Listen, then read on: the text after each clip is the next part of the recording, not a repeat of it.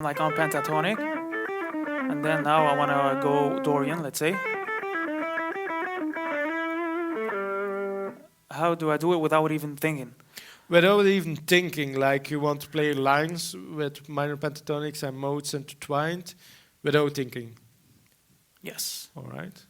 So whatever you're thinking about during your playing is whatever you need to be working on while practicing. I used to have schedules of things I covered, like scales and sequences and arpeggios, and I still have those. But then, like every 7 days, I do a reality check. I just start playing through stuff, or whenever I need more motivation, or I feel like my progress is down, I'm just playing things, and I try to get a sense of what's missing in my playing. Am I not hitting the right strings over here? I might need to work on my right hand efficiency. Am I not fast enough with legato stuff? Am I, messing up chords? Whatever little mistake is happening, I rip it out. And that's what I'm working on then. I never thought about it this way. It makes total sense. Mm-hmm. But you can cut out a lot of practice time by doing it, going around it in a much smarter way. Like, there should be a reason why you're practicing, like apart, like from the big goal, which is really important to have like this motivation and this fuel for practicing. But if you're just going up and down through scales, like, have you ever listened to music, like a piece of music where you had like a scale going up and down? Never happens. So there should be a reason, at least if you're practicing your scales up and down every day, there should be a reason why you're doing that. It could be because you want to warm up, you want to have more strength in your fingers, you want to build coordination, synchronization. It might be because you want to build a better tone, like you want to have a better tone, and all these ways you would approach your practice sessions a bit differently. And the more you practice it, the more it becomes second nature. And this might sound obvious, but it's like, if you really think about it, it's defining the problem and really getting clear about what exactly you should be practicing, and then writing out your schedule and sticking to it.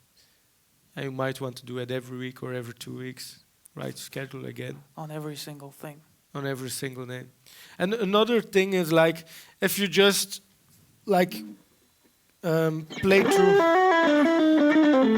like these sort of things, like, you also want to approach it from different angles. So, go through that again, but try to do it with your eyes closed, so you can focus more on the specific notes, because my guess is that you're probably more thinking about it in terms of where everything is on the fretboard, instead of trying to listen, what kind of licks am I building? Because you can practice as much as you want, but maybe the end result will be that you don't really like the licks you're playing because they sound mechanically. So let's try listen more to the notes you're playing. Which is true. And also the reasons why you're playing the notes. Like, do you really like those notes in that order? Or do you play them because you're trying to get from here to there, right? It's funny that, like, while you were saying it now, I think that the way I address the problem is actually a wrong way. And that what you said is that I feel that I'm mechanical. Mm-hmm. Because I'm actually playing the scale. I'm not thinking where I'm going. I'm just thinking about playing into the scale. Mm-hmm. I'm not thinking about what note I need to feel and like and play. So you're totally right about this. Mm-hmm. So, okay, I'll play the chords. Just don't look at the neck. Just think, like, if you would be a singer, what would you sing over that chord? Which I am. Okay, are you a singer? Mm-hmm. So can you sing something? Okay. Now.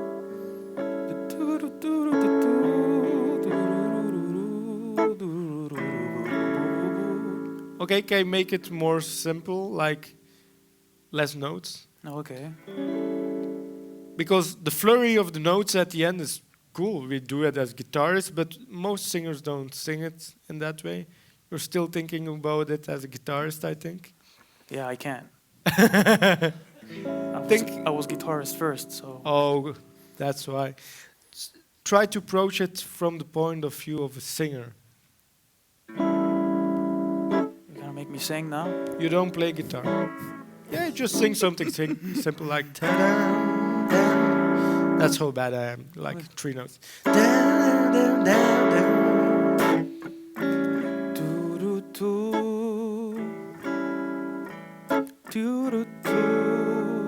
Okay, play them.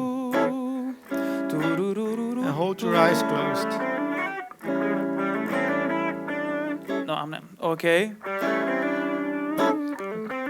What? That's not the note I sang.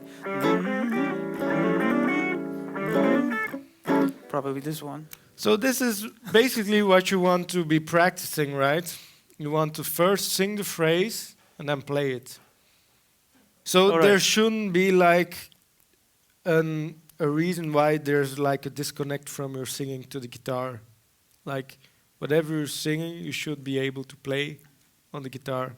So if you have like a phrase like ti-di-di, ti-di-di, ti-di-di-di, ti-di-di-di-di-di, yeah, something like it.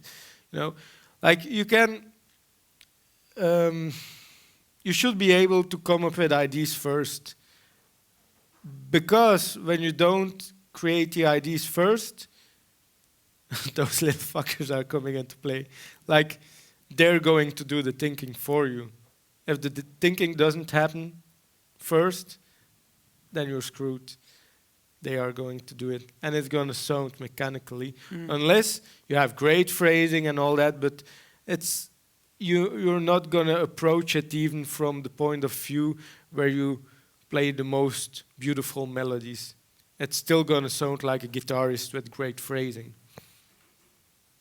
And what I like more, like what I like to hear in great solos is both. Like runs with great phrasing, scales, and great technical playing, but also melodies, like a singer.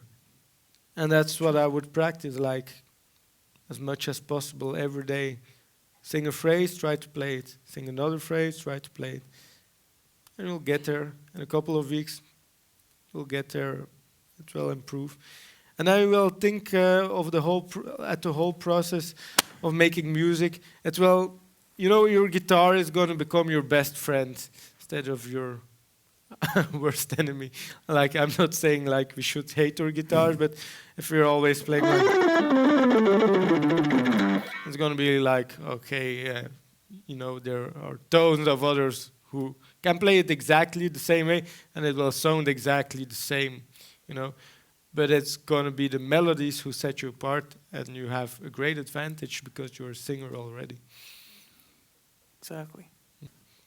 Thanks a lot, man. Yeah. Thank you. You're welcome. Thank you.